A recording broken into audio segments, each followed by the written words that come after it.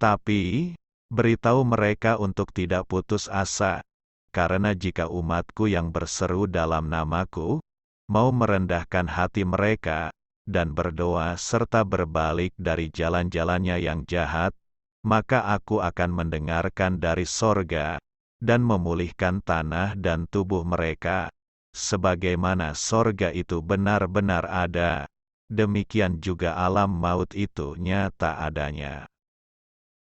Bapa ingin kau tahu tentang alam maut, dan Dia ingin menyelamatkanmu dari tempat itu. Bapa ingin kau tahu bahwa ada jalan keluar bagimu. Jalan itu adalah Aku, Yesus Kristus, Juru Selamat jiwamu.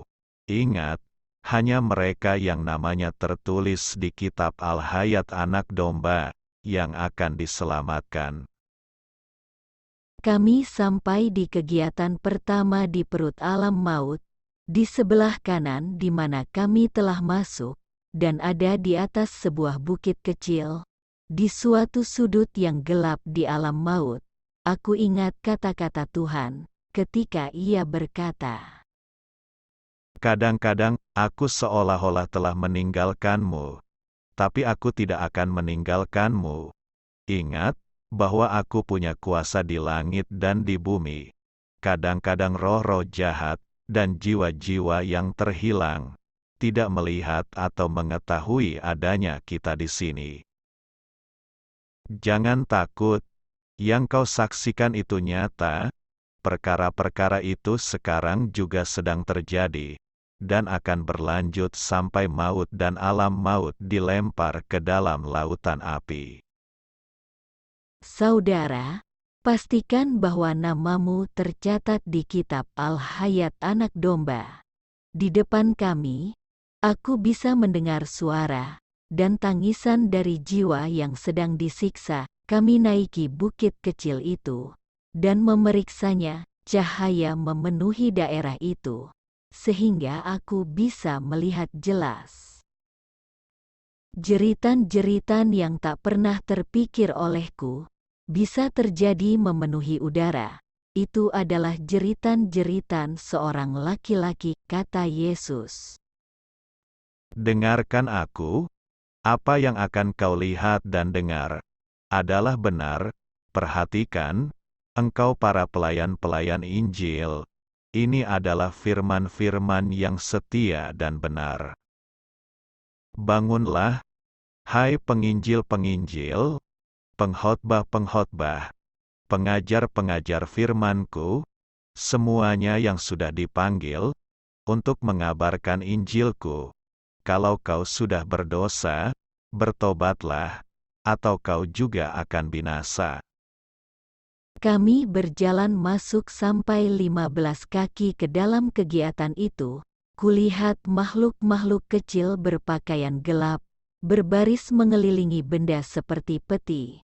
Sesudah kuperiksa lebih dekat, kulihat bahwa peti itu adalah sebuah peti mati, dan makhluk-makhluk yang berbaris mengelilinginya adalah setan-setan.